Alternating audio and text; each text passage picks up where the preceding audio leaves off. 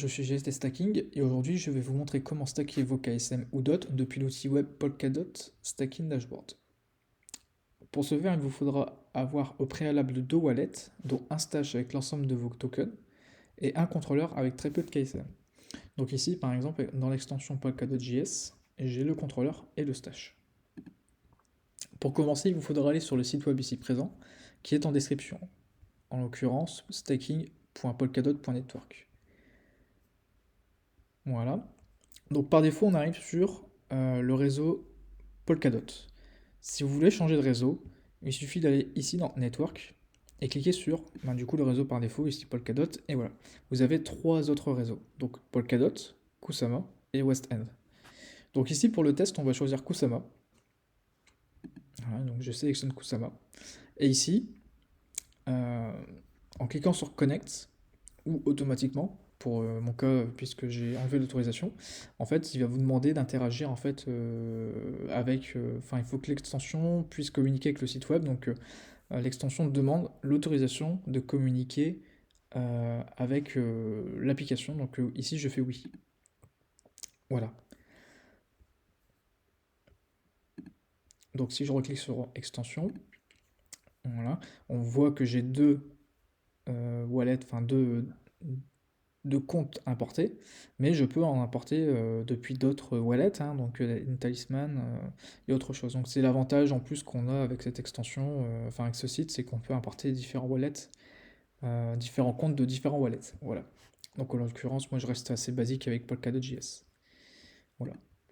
Donc ici on voit que dans la liste des comptes importés, j'ai mon contrôleur et mon stash. Donc comment nominer? Comment faire du staking? Donc il suffit d'aller sur Nominate. Voilà. Donc ici, on voit que j'ai rien du tout. Et je clique ici, Start Nominating. Donc ici, je dois sélectionner.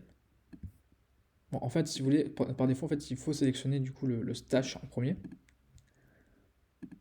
Voilà, donc j'ai mon stash de sélectionner en premier. Et je dois choisir dans la liste des autres wallets un contrôleur. Et en l'occurrence, il reste juste le contrôleur, donc je sélectionne le contrôleur. Je fais continue. La destination des rewards. Donc vous avez trois options, donc back to staking, donc ça permet de stacker vos gains tout de suite après les avoir récoltés. Euh, to stash, donc en fait les gains vont être envoyés sur le wallet stash et vous pourrez tout de suite, après les avoir collectés, en fait, les échanger, les envoyer, etc. Donc vous n'avez pas le unbound de 7 jours. Et pareil, donc la même chose, tout contrôleur. Pour l'envoyer sur wallet contrôleur. Donc ici en fait on va les envoyer sur back to staking, ce que je recommande hein, parce que sinon voilà. Hop, continue. Donc ici c'est là où on va devoir sélectionner nos validateurs. Donc la version, enfin cette application web permet de sélectionner plusieurs validateurs d'une manière différente. C'est-à-dire qu'avant il fallait en sélectionner plusieurs, etc. Maintenant on a plusieurs possibilités. Donc Optima Selection. Donc ça va sélectionner plusieurs validateurs, actifs comme inactifs, pour mixer un peu la chose. Ensuite, Active Low Commission, donc ce sont uniquement ceux qui sont actifs, donc ceux qui sont Active Inset, ceux qui produisent des blocs et donc des rewards, et qui ont une commission basse. Et ici, From Favorite, du coup, ben, c'est ceux qui sont dans votre liste de favoris. Donc les favoris sont ici. Hop, favoris, donc je vois que j'ai aucun favori. Et si je vais dans les validateurs, je sais pas, que je tape GT Stacking par exemple, hop, ajouter aux favoris. Et je retourne dans favoris, hop, j'ai mes deux validateurs qui sont là. Et voilà. Donc quand je retourne dessus et que je fais From Favorite, ben, j'ai directement mes deux validateurs.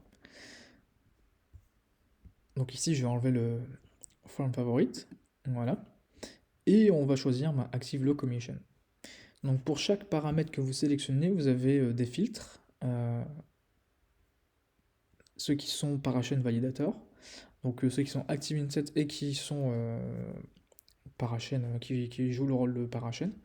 Les validateurs actifs ou des validateurs random, voilà, ça dépend. Donc vous pouvez à chaque fois cliquer dessus plusieurs fois euh, pour actualiser un peu en cliquant ici Regenerate. Donc à chaque fois, voilà, si la liste vous plaît pas, en fait, vous cliquez ici, ça va en générer plusieurs. Euh, Vous pouvez en sélectionner, donc si vous voulez en mettre 3 par exemple, hop, je peux en sélectionner 3 et puis c'est tout. Donc voilà, vous avez plusieurs paramètres, et puis ici on a la petite commission, 3%. Donc voilà, donc ici je vais prendre toute la liste, hein, voilà, continue. Et donc là on va aller sur la partie bound. Donc la partie bound, c'est ce que vous allez stacker en fait. Vous avez ce qui pourrait être disponible en fait après la transaction. Et on nous indique aussi ici que pour bonder, en fait, il faut au minimum 0,1 KSM. Bon, du coup, je vais mettre le minimum, 0,1.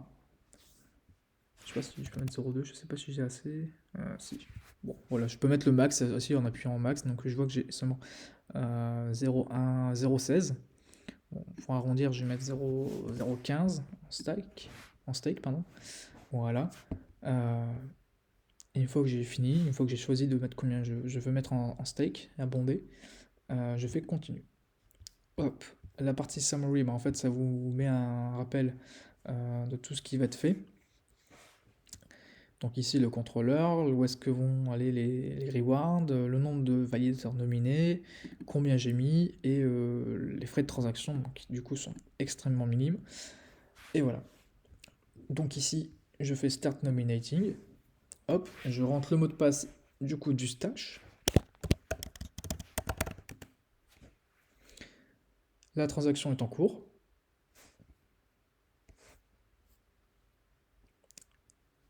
Et voilà.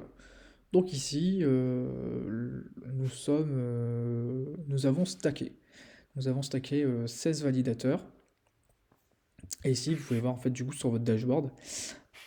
En fait, on vient de voir que le stash et le contrôleur qui sont liés maintenant. Vous avez du coup, en fait, vous avez pas mal, quelques petites infos. Ouais, transaction successful, donc c'est bon. Là maintenant, vous avez stacké. Donc sur le dashboard, nous sommes en Waiting for Active Nomination, ici dans le statut. C'est-à-dire que dès la prochaine ERA, notre stake sera prise en compte. Pour rappel, une ERA c'est 6 heures sur Kusama et 24 heures sur Polkadot. Ici, tout de suite, on peut changer le Reward Destination, si vous voulez changer. Et ici, quel est votre contrôleur, etc. Voilà. C'était GT Stacking, merci d'avoir regardé. N'hésitez pas à me nominer sur Polkadot et Kusama.